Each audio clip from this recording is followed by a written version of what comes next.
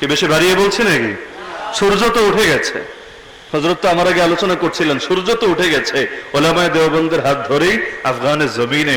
সূর্য এক জায়গায় যেহেতু উঠেছে, বাকি জায়গায়ও ধীরে ধীরে ছড়িয়ে যাবে ইনশাআল্লাহ। তো যেই আলো একবার জ্বলতে শুরু করেছে কেউ নিভাতে পারবে না, ফু মেরে যে নিভাতে আসবে ওই আগুনে ওর মুখই পুড়ে ছাই হবে ইনশাআল্লাহ।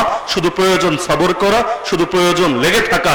চরের মানুষরা অনেক সাহসী মাশাআল্লাহ আসলেই, কিন্তু সাহসটাকে কাজে লাগাতে হবে ইসলামকে বিজয়ী করার জন্য।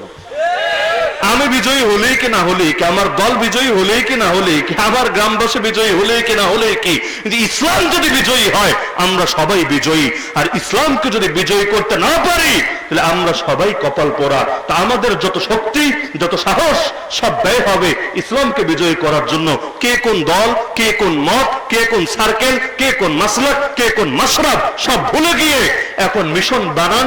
আমাদেরকে অতি শীঘ্রই কিছু একটা করতে হবে, ডু অর ডাই। হয়তো করবেন, না হলে মরবেন। হয়তো কাফের মুশরিকরা এসে মাটির সাথে মিশিয়ে দিবে, আগামী দিনের ফিলিস্তিনের ভাগ্য বরণ করতে হবে, অথবা আগামী দিনের ইসলামের সূর্য আবার ওই অঞ্চলে উদিত হবে। শাহজালাল, এক শাহজালাল কবরে শুয়ে আছে, তাতে কি শাহজালালের উত্তরসূরি ঘরে ঘরে তৈরি হবে।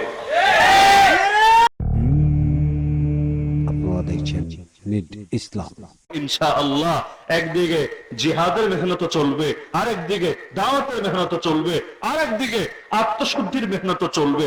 তিনও মেহনত একসঙ্গে যখন চলবে, আশা করা যায় আল্লাহ এই বাঙ্গাল মুলুকেও ইসলামকে পরিপূর্ণ বিজয়ী করে দেবে। বাহিনী নিয়ে যাত্রা শুরু করলেন। এখন এত বড় বড় ওলিরা আছে যে বাহিনীতে, ওই বাহিনীর উপর জাদু করে রাজা গৌর গোবিন্দ আর কি ক্ষতি করবে? কারণ জাদুর শক্তি বেশি না আল্লাহর শক্তি বেশি? তো আল্লাহ ওয়ালাদের সঙ্গে থেকে আল্লাহ শক্তি। যেমন ফেরাউনের ভাড়াটিয়া জাদুঘররা বহু ছাপ তৈরি করলো, দেখে মুসা আলাইহিস সালাম প্রাথমিকভাবে ভয় পেয়ে গিয়েছিলেন। ফাওজাফা ফি নাফসিহি খিফাতাম মুসা, কিন্তু যখন আল্লাহর আদেশে তিনি তার হাতের লাঠিটা ছেড়ে দিয়েছিলেন, ব্যাস একটা মাত্র লাঠি, কিন্তু এক লাঠি এত বিশাল এক সাপে পরিণত হলো। হা করতে দেরি, জাদুঘরদের সব জাদুর সাপ আরে বাইপাস হয়ে যেতে, সাপ্লাই হয়ে যেতে দেরি না। কি বুঝলেন? জাদুর শক্তি বেশি না মুজিজার শক্তি বেশি? যেমন কিয়ামতের আগে দাজ্জাল আসবে, দাজ্জালকে কেমনে মারবেন? বোম মেরে, ক্ষেপণাস্ত্র মেরে, রকেট মেরে, রাসেল ভাইপার ছেড়ে দিয়ে? কোন পন্থায় কাজ হবে না। দাজ্জালরে তো আর কোনো কিছু দিয়ে সাইজ করতে পারবেন না। এমনকি আল্লাহর খলিফা মাহদি, আল্লাহ যাকে এত পাওয়ার দান করবেন, সেই তুরস্ক তৎকালীন সময় ইউরোপের রাজধানী হবে যে কনস্টান্টিনোপল, সেটাকে পর্যন্ত বিজয় করে ফেলবেন খালি তাকবীর দিয়ে। যুদ্ধ লাগবে না, লড়াই লাগবে না, গিয়ে তাকবীর দিবেন সবাই মিলে। তাকবীরের আওয়াজে কাফেরদের অন্তরটা ভেঙে চূর্ণ বিচূর্ণ হবে। একদল ভাগবে আর আরেক দল এসে সারেন্ডার করবে, বিনা রক্তপাতে পুরো অঞ্চল জয়ী হবে। কিন্তু তিনিও পারবেন না দাজ্জালকে ধ্বংস করতে।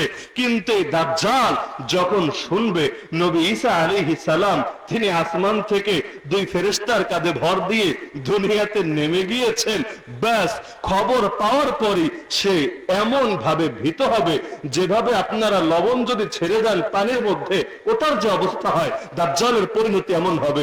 অবশেষে নবী ঈসা যখন তার দেখা পাবেন, এক দৌড় পেছনে পেছনে। দাজ্জাল এত পাওয়ার, কিন্তু দাজ্জালও দৌড়াতে থাকবে, নবী ঈসাও দৌড়াবেন, দাজ্জালও দৌড়াবে। অবশেষে বাবে লুদ নামক জায়গা, ওই বাবে লুদ আজও আছে দুনিয়াতে, ওই বাবে লুদ নামক জায়গায় গিয়ে তারে ধরে ফেলবেন, ওপারে টিকেট তারে ধরিয়ে দিয়ে আসবেন। তো এখন পৃথিবীর বাতিলের শক্তি যত বেশি হোক না কেন, আল্লাহর শক্তির চাইতে কারো শক্তি কখনো বেশি হতে পারে না। এজন্য তো আমাদের জন্ম হওয়ার পরে ডান কানেও বলা হয়েছিল আল্লাহু আকবার, বাম কানেও বলা হয়েছিল আল্লাহু আকবার। প্রতিদিন আযানও শোনানো হয় আল্লাহু আকবার, ইকামতও শোনানো হয় আল্লাহু আকবার। নামাজেও আমরা যেই তাকবীর সবচাইতে বেশি বলি সামি আল্লাহু লিমান হামিদা, সেই তো আছে, তো যেই বাক্য সবচাইতে বেশি বলি আল্লাহু আকবার।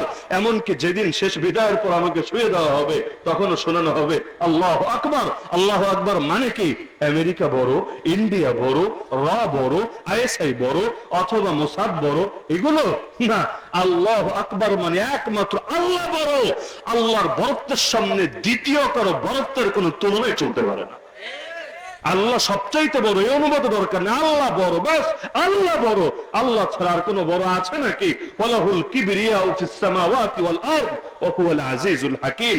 তো এখন রাজা গৌর গোবিন্দ দেখে খিরে জাদু শক্তিতেও কাজ হয় না, আবার বাহিনী পাঠিয়েছে, বাহিনীও টিকতে পারে না। কারণ দোয়া না, দোয়ার সঙ্গে দাওয়াও আছে, দুটোই তো লাগে। আমরা তো অনেকে ভাবি রাতের বেলা বসে একসাথে মিলাদ একটা পড়ে দেব, সকালে উঠে আমরা শুনবো বাইতুল মুকাদ্দাস স্বাধীন হয়েছে, আর কি লাগবে? জিলাপির দোকানে দৌড় লাগাও, সব জিলাপি নিয়ে বাইতুল মুকাদ্দাসে বসে বসে খাও, আর টেনশনের কিছু নাই। অথচ আল্লাহ নবী কি মক্কার 13 বছর দোয়া করেন নাই? করেছেন। তবুও বদরে ছুটে গিয়েছেন, উহুদে ছুটে গিয়েছেন, বদরে গিয়ে সিজদায় লুটিয়ে পড়ে কেঁদে কেঁদে আল্লাহকে বলেছেন, আল্লাহ এই ক্ষুদ্র একটা বাহিনী নিয়ে এসেছি, আল্লাহ ইন তাহলিক হাযিহিল ইসাবাতু মিন আহলিল ইসলাম লাম তুবাদ ফিল আরদ। আজকে যদি এই ক্ষুদ্র বাহিনীটা শহীদ হয়ে যায়, এই জমিনে আর কোনোদিন তোমার ইবাদত হবে না, ইবাদত করার মতো কেউ বাকি থাকবে না। তখন আল্লাহ সাহায্য নেমে আসে। পরিস্থিতি যখন এতটা গুরুতর হয়, বান্দা বলতে শুরু করে, মাতা নাসরুল্লাহ, কখন আল্লাহর সাহায্য আসবে? আর তো সহ্য হয় না, আর কত রক্ত দেব, রক্তই তো আর বাকি নেই বেশি। তখন আল্লাহ জানান, আলা ইন্না নাসরাল্লাহি করিব, বান্দা এখন তো রবের সাহায্য আসার সময় ঘনিয়ে এসেছে। আল্লাহ তো চাইলে রক্ত ঝরানো ছাড়া ইসলাম জিন্দা করতে পারেন। আল্লাহ ইসলাম জিন্দা করার জন্য মাসুম গুলজারে আলমের রক্ত লাগে না। ইসলাম জিন্দা করার জন্য আরে বুরহানুদ্দিনের হাত কাটা লাগে না। ইসলাম জিন্দা হওয়ার জন্য 13 রত্নের শাহাদত লাগে না। আল্লাহ যদি বলেন কুন হও, সঙ্গে সঙ্গে তো এমনি হয়ে যায়, পৃথিবীর কেউ ঠেকাতে পারে না। কিন্তু আল্লাহ তাআলা বান্দার দাম একটু বাড়াতে চান। রক্ত না ঝরালে দাম বাড়বে কিভাবে? কি দিয়ে দাম বাড়াবেন? আছে কি আর জীবনে?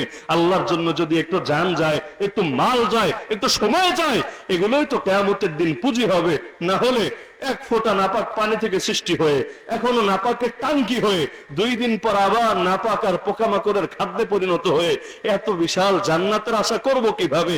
কিছু না কিছু সামানত লাগবে, কিছু না কিছু পুঁজি তো লাগবে। আর আল্লাহ তো জাহের দেখেন না, আল্লাহ তো ভাতেন দেখেন, ভেতর দেখেন।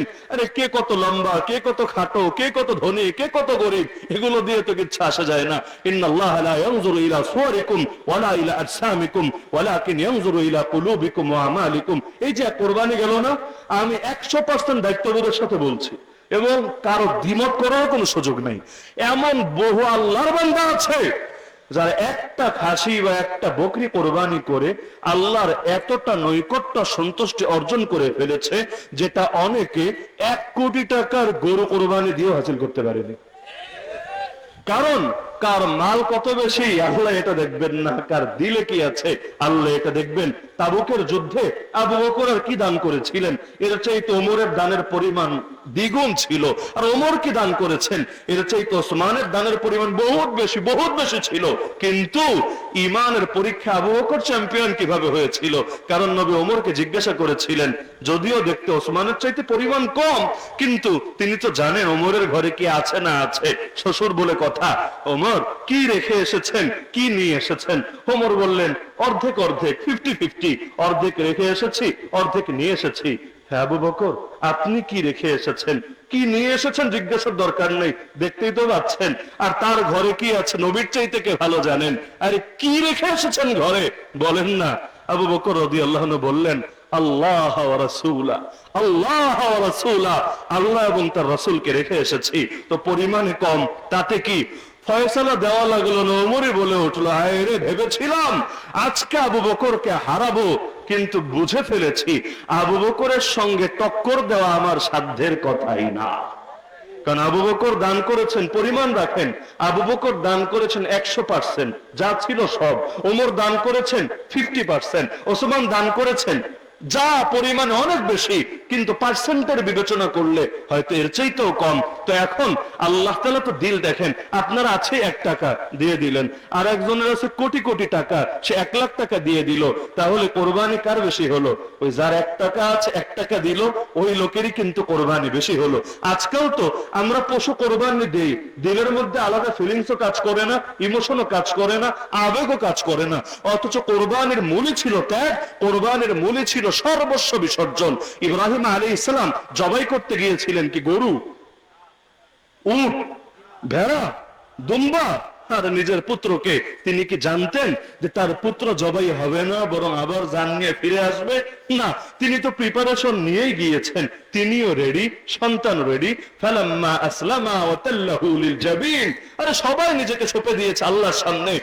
ইসমাইল কোরবানি হতে রেডি, ইব্রাহিম আলাইহিস সালাম কোরবানি দিতে রেডি। আল্লাহ তাআলা হেফাজত করে দিলেন, আল্লাহ তাআলা জান্নাত থেকে ভিন্ন পশু পাঠিয়ে দিলেন। কিন্তু দিলের হালতটা দেখেন না, এটাই তো মূল বিষয়। আজকের আমি এই সমস্ত 2 নম্বর কোরবানির কথা বলছি না। আজও তো পুত্রের কোরবানি দিয়ে দেয়।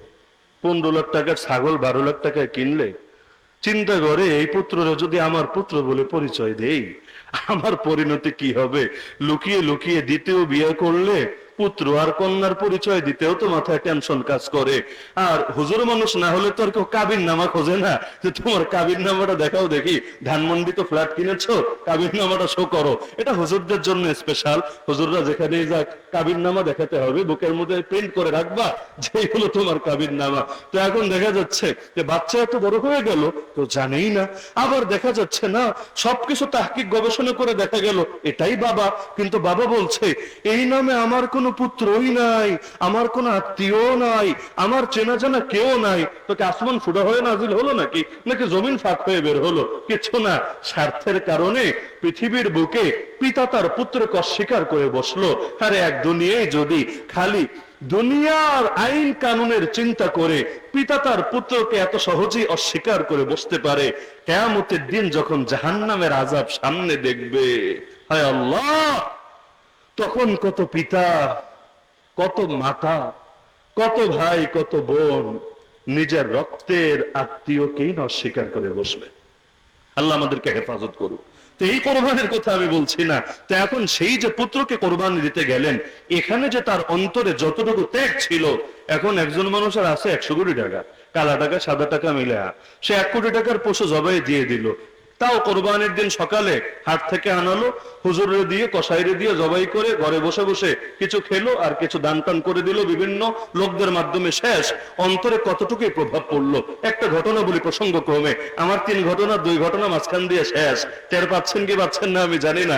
শাইখুল হিন্দ মাহমুদ হাসান দেওবন্দি রহমাতুল্লাহ আলাইহি, নাম শুনেছেন? দারুল উলুম দেওবন্দের প্রথম শাগরিদ, পরবর্তীতে শাইখুল হাদিসও।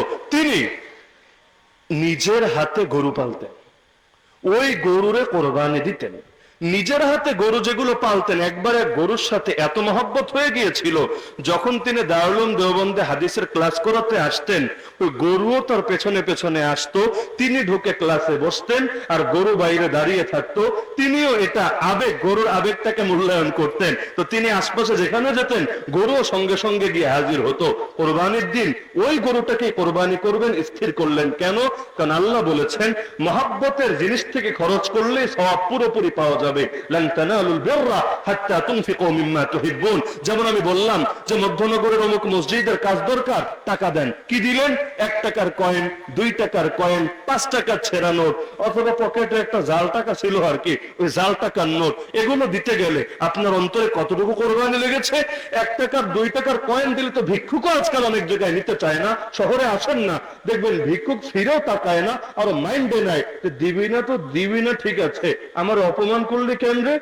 তোর কাছে কি মনে হয় আমি 2 টাকার ভিক্ষুক, আমি 5 টাকার ভিক্ষুক? আমার একটা দাম আছে না? তো এখন যেটা ভিক্ষুকও নিতে চায় না, ওইটা বাড়িয়ে দিলেন আল্লাহর উদ্দেশ্যে, আর আরেকজন পকেটে সবচাইতে বড় নোটটা দিল আল্লাহর উদ্দেশ্যে।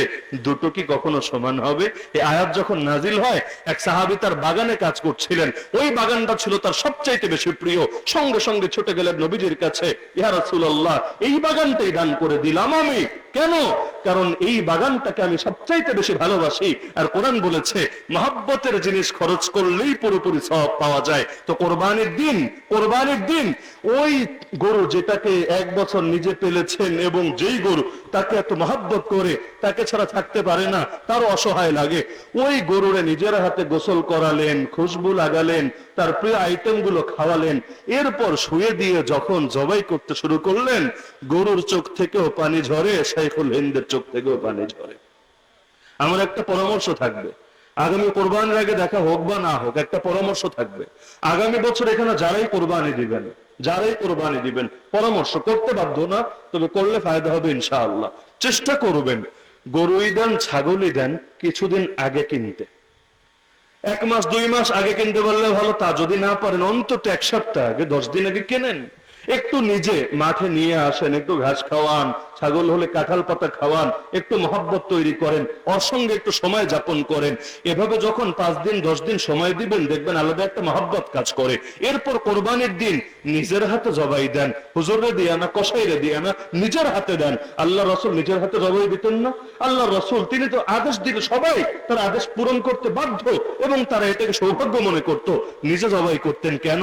কারণ এতে অন্তরে চাপ বেশি পড়ে। তো যেই কাজে অন্তরে ত্যাগ যত বেশি হবে, ওই কাজের দ্বারা আল্লাহর কাছে মর্যাদা তত বাড়বে। বলবেন হুজুর জবাই করতে পারি না। পারেন না তো শেখেন। পারেন না তো কি ট্যাবলেট খাইলে পারবেন নাকি? অথবা কেউ হুজুর ধরে একটা তাবিজ বেঁধে দিলে অত পারবেন নাকি? না, শেখেন, শেখার চেষ্টা করেন, কসাইয়ের কাছে যান, গিয়ে ট্রেনিং নেন। মাঝে মধ্যে সকালে গিয়ে কসাইয়ের দোকানে দু একটা জবাই করে দিয়ে আসেন না, বিসমিল্লাহ আল্লাহু আকবার বলে। জবাই তো অনেক সহজ। এভাবে কোরবানি করে দেখেন, ওই কোরবানির রং আর এমনি একটা সব লোক লোক দিয়ে করায়া দেওয়া, টাকার গরম দিয়ে সাইরা দেওয়া, দুই কোরবানির রং সমান হবে না। আগের হাজী সাহেব আর বর্তমান হাজী সাহেবদের দেখেন না। আগে যারা হাজী সাহেব আসতো, হাজী শব্দেরই একটা সম্মান ছিল আলাদা, কারণ অধিকাংশের আগের জীবন পরের জীবন মিলতোই না। 3 মাস 6 মাস সাধনা করে হজ করে আসতো, কেউ জাহাজে করে, কেউ বহুত কষ্ট করে প্রাণের ঝুঁকি নিয়ে যাওয়ার আগেও 10 গ্রামের লোক থেকে বিদায় নিয়ে যেত, সবার হক আদায় করে দিত। এটা ভাবতো না যে ফিরে আসবো কিনা, আসলে আলহামদুলিল্লাহ, না আসলেও আফসোস নাই। এরপর যখন আসতো দেখা যেত জামানার ওলিতে পরিণত হয়েছে। আর এখন হজে গেল অল টাইম সেলফি আর সেলফি, ভিডিও আর লাইভ, বাস এগুলোই চলতে থাকে। তওয়াফ করছে তখনও লাইভ।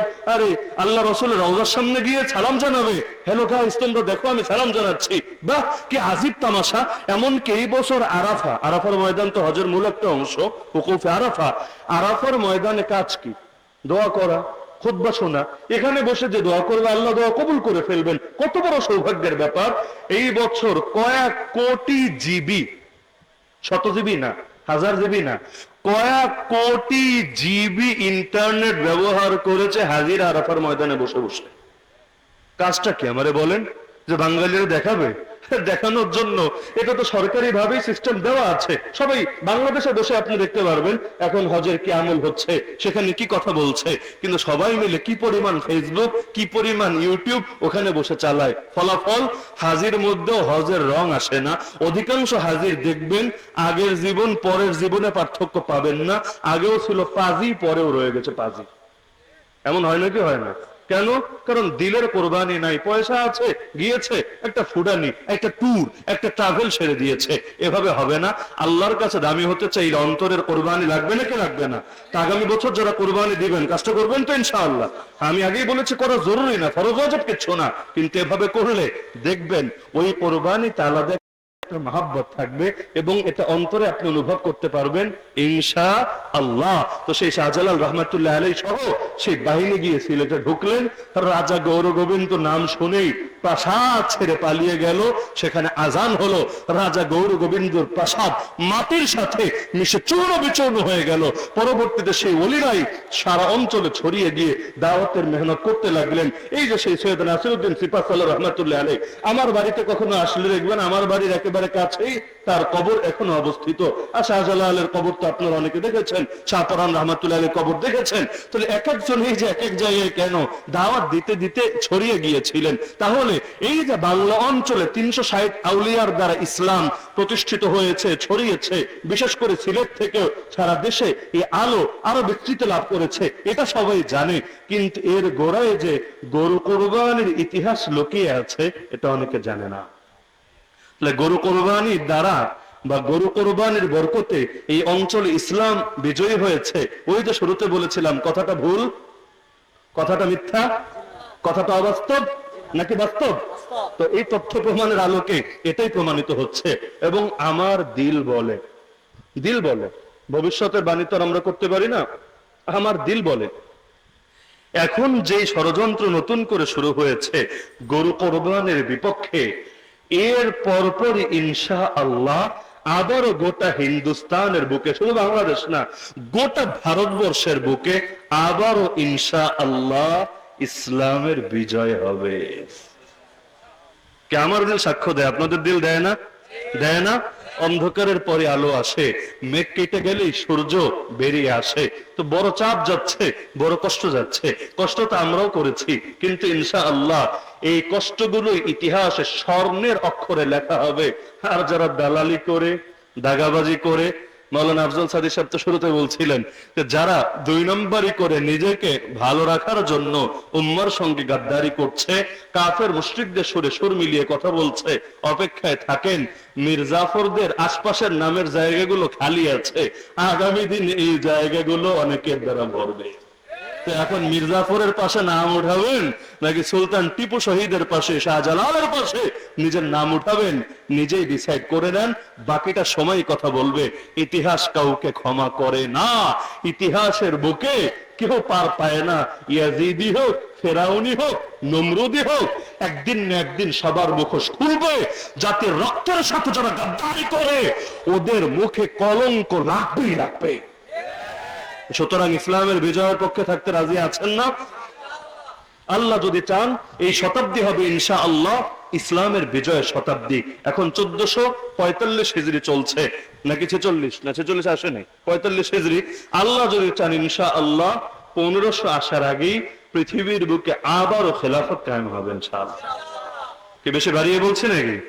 সূর্য তো উঠে গেছে, হযরত তো আমার আগে আলোচনা করছিলেন, সূর্য তো উঠে গেছে ওলামায়ে দেওবন্দের হাত ধরেই আফগানের জমিনে। তো সূর্য এক জায়গায় যেহেতু উঠেছে, বাকি জায়গায় ধীরে ধীরে ছড়িয়ে যাবে ইনশাআল্লাহ। তো যেই আলো একবার জ্বলতে শুরু করেছে কেউ নিভাতে পারবে না। ফুমেরে যে নিভাতে আসবে ওই আগুনে ওর মুখী পুরে ছাই হবে ইনশাআল্লাহ। শুধু প্রয়োজন সবর করা, শুধু প্রয়োজন লেগে থাকা। চরের মানুষরা অনেক সাহসী মাশাআল্লাহ আসলেই, কিন্তু সাহসটাকে কাজে লাগাতে হবে ইসলামকে বিজয়ী করার জন্য। আমি বিজয়ী হলেই কি না হলেই কি, আমার দল বিজয়ী হলেই কি না হলেই কি, আমার গ্রামবাসী বিজয়ী হলেই কি না হলেই কি, ইসলাম যদি বিজয়ী হয় আমরা সবাই বিজয়ী। আর ইসলামকে যদি বিজয়ী করতে না পারি তাহলে আমরা সবাই কপাল পোড়া। তা আমাদের যত শক্তি, যত সাহস সব ব্যয় হবে ইসলামকে বিজয়ী করার জন্য। কে কোন দল, কে কোন মত, কে কোন সার্কেল, কে কোন মাসলাক, কে কোন মাশরাব সব ভুলে গিয়ে এখন মিশন বানান। আমাদেরকে অতি শীঘ্রই কিছু একটা করতে হবে, ডু অর ডাই। হয়তো করবেন, না হলে মরবেন। হয়তো কাফের মুশরিকরা এসে মাটির সাথে মিশিয়ে দিবে, আগামী দিনের ফিলিস্তিনের ভাগ্য বরণ করতে হবে, অথবা আগামী দিনের ইসলামের সূর্য আবার ওই অঞ্চলে উদিত হবে। শাহজালাল, এক শাহজালাল কবরে শুয়ে আছে, তাতে কি শাহজালালের উত্তরসূরি ঘরে ঘরে তৈরি হবে।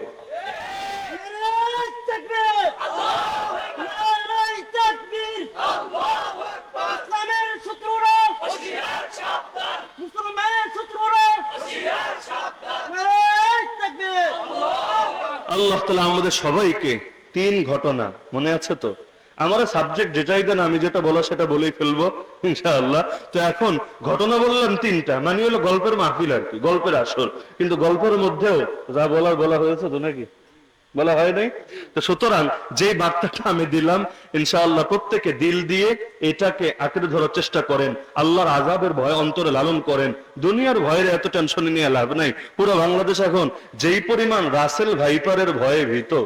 রাসেল ভাইপার মানে কি এই এলাকার কোনো ছেলের নাম না, একটা সাপ দেখতে অজগরের মতো আর কি, কিন্তু পুরো বাংলাদেশ টেনশনে। এখন নাম চেঞ্জ করে দিলে টেনশনে তো পড়বেই আর কি। এখন 2 দিন আগে নাম ছিল চন্দ্রবোরা। ছোটবেলা থেকে আপনারা অনেকে হয়তো দেখে এসেছেন, নিজেরা পিটিয়ে মেরেও এসেছেন, মেডিকেলে গিয়ে খোঁজ নেন, ডাক্তাররা ট্রিটমেন্টও করে দিয়েছে। তো এখন নতুন করে নামটা একটু আপডেট হয়েছে আর কি, চন্দ্রবোরা আপডেট ভার্সন নাম এটা এসেছে রাসেল ভাইপার। বাঙালি চিন্তায় পড়ে গেছে, আর এই ভাইপার ভাইপো এটা আবার কি চিজ হয়? এটা কি বিদেশ থেকে আসলো, মেড ইন চায়না না মেড ইন জাপান না মেড ইন ইন্ডিয়া?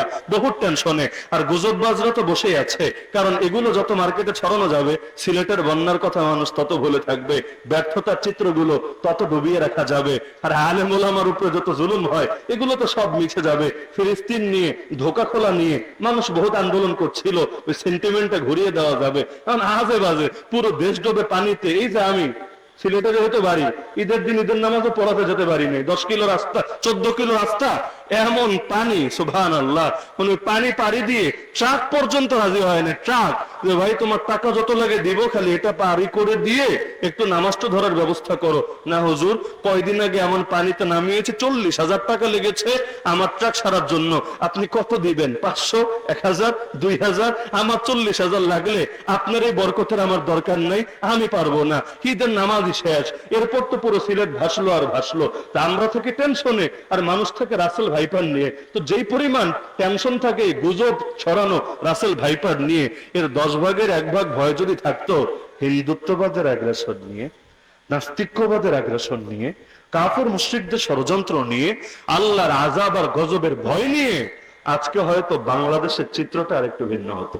আল্লাহ তাআলা আমাদের সবাইকে হকের উপর অটল এবং অবিচল থাকার তৌফিক দান করুন।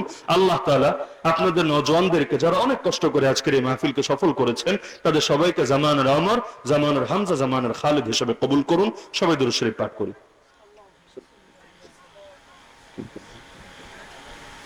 কোনো কথা বলবে না? হুজুর দোয়া করুন। الحمد لله رب العالمين والصلاة والسلام على سيد المرسلين وعلى آله وأصحابه أجمعين يا رب العالمين يا أرحم الراحمين يا أحكم الحاكمين يا الله আপনি আমাদের আজকের এই মাহফিলকে কবুল করে নেন। আল্লাহ আপনি আমাদের জিন্দেগির সমস্ত গুনাহ খাতাকে মাফ করে দেন। আয় আল্লাহ, জেনে না জেনে, বুঝে না বুঝে, প্রকাশ্য অপ্রকাশ্যে, সগীরা কবিরা, শিরিক বেদাত নেফাক যত গুনাহ করে ফেলেছি, আপনার কাছে 2 হাত তুলে ক্ষমা ভিক্ষা চাচ্ছি। মেহেরবানি করে জিন্দেগির সমস্ত গুনাহগুলোকে মাফ করে দেন। হায় আল্লাহ, আপনার বান্দারে প্রচন্ড গরমে একমাত্র আপনার মহব্বতে দীর্ঘ সময় ধরে এখানে পড়ে আছে। হায় আল্লাহ, এই দুনিয়ার এই গরমের কষ্টের বদৌলতে জাহান্নামের আগুনের কষ্টকে চিরতরে মাফ করে দেন তাদের জন্য। হায় আল্লাহ, আমাদের বাবা মা, আপনজন, আত্মীয় স্বজন যারা দুনিয়া থেকে চলে গিয়েছেন, কবরে শায়িত আছেন, প্রত্যেকের কবরে আযাবকে মাফ করে দেন, প্রত্যেকের কবরকে জান্নাতুল ফেরদাউসের বাগান বানিয়ে দেন। আয় আল্লাহ, আমাদের যে সমস্ত মুরব্বীরা এখনো জীবিত আছেন, তাদেরকে নেক হায়াত দান করেন। আয় আল্লাহ, এলাকার গোরস্থানগুলোতে যত মুমিন মুর্দিগান শায়িত আছেন, আয় আল্লাহ, সকলের কবরগুলোকে আপনি নূরে নূরান্বিত করে দেন। আয় আল্লাহ, আমাদের সবাইকে ঈমান নিয়ে বাঁচার, ঈমান নিয়ে মরার তৌফিক দান করেন। আয় আল্লাহ, আমাদের মধ্যে যারা অসুস্থ সবাইকে শিফায়ে কামেল আজল নসিব করেন। যারা ঋণগ্রস্ত সবাইকে ঋণ পরিশোধের তৌফিক দান করেন। যে যে বিপদে আটকে আছে সকলের বিপদকে আপনি দূর করেন। সারা দুনিয়ার মুসলিম মুসলমানদেরকে হেফাজত করেন, বিশেষ করে গাজা এবং রাফার মুসলমানদেরকে হেফাজত করেন। আয় আল্লাহ, মুজাহিদদের হাতকে শক্তিশালী করেন। আয় আল্লাহ, সারা দুনিয়ার মুজাহিদদের হাতকে শক্তিশালী করেন, তাদের উপর গায়বী মদদ আর রহমত নাজিল করেন। আয় আল্লাহ, আপনার দুশমনদের কোমর ভেঙে দেওয়ার তৌফিক দান করেন। আয় আল্লাহ, সারা দুনিয়ায় যত হকপন্থী আলেম উলামা কারাগারে পড়ে আছে, তাদেরকে শীঘ্রই মুক্তি লাভ করার তৌফিক দান করেন। আয় আল্লাহ, বাংলাদেশেও শেখ জসিরউদ্দিন রহমানী সহ যত আলেম উলামা কারাগারে পড়ে আছে, আয় আল্লাহ, অতি সত্বর মুক্ত করে তাদেরকে উম্মার মধ্যে ফিরিয়ে আনেন। আয় আল্লাহ, যত আলেম উলামা বাইরে আছেন, মাজলুম ছিলেন, আয় আল্লাহ, তাদেরকেও নিরাপত্তার চাদরে আবৃত রাখেন। হ্যাঁ আল্লাহ, হামিদুর রহমান ভাই দীর্ঘকাল কষ্ট করে এসেছেন, আয় আল্লাহ, আপনার এই বান্দাকে আপনি সর্বদা নিরাপত্তার চাদরে আবৃত রাখেন। আয় আল্লাহ, এই এলাকার প্রতিটা নওজওয়ানকে আপনি কবুল করে নেন। আয় আল্লাহ, এই এলাকার নওজওয়ানদেরকে জামানার মর্দে মুজাহিদ হিসাবে কবুল করে নেন। আয় আল্লাহ, মাওলানা আফজল সাদিক, মাওলানা নাজমুল হাসান সহ যারা এই এলাকায় দ্বীনকে বিজয় করার জন্য মেহনত করে যাচ্ছে, আয় আল্লাহ, তাদেরকে আপনি আরো বেশি গায়বী মদদ দ্বারা শক্তিশালী করেন। আয় আল্লাহ, আমাদের সবাইকে ঈমান নিয়ে বাঁচার, ঈমান নিয়ে মরার তৌফিক দান করেন। আয় আল্লাহ, এই বছর যারা আপনার ঘরে মেহমান হয়েছে, তাদেরকে নিরাপদে দেশে ফিরে আসার তৌফিক দান করেন। আয় আল্লাহ, আগামীতে অতি শীঘ্রই আমরাও যাতে বাইতুল্লাহর মেহমান হতে পারি, আমরাও যাতে আপনার হাবিবের রওজার সামনে দাঁড়িয়ে আসসালাতু ওয়াসসালামু আলাইকা ইয়া রাসূলুল্লাহ বলে দিল খুলে মন খুলে সালাত এবং সালাম দিয়ে আসতে পারি, সেই তৌফিক আমাদের সবাইকে দান করেন। আয় আল্লাহ, আগামীতে আরো বৃহৎ পরিসরের সুন্দরভাবে এই কোরআনের মাহফিল আয়োজন সম্পন্ন করার তৌফিক দান করেন। আয় আল্লাহ, যারা খেদমত আঞ্জাম দিয়েছে, যারা অর্থ দিয়েছে, যে যেভাবে পাশে থেকেছে, প্রত্যেকের খেদমত গুলোকে কবুল করে নেন। বিশেষ করে যারা দান সদকা করেছে, প্রত্যেকের দিলের নেক মাকসাদকে পূরণ করে নেন। জিন্দা মুর্দা সবাইকে মাফ করে দেন। আসমানে জমিনে সমস্ত বালা মুসিবত থেকে হেফাজত ফরমান। সুবহান রাব্বিকা রাব্বিল ইজ্জাতি আম্মা ইয়াসিফুন ওয়া সালামুন আলাল মুরসালিন ওয়ালহামদুলিল্লাহি রাব্বিল আলামিন।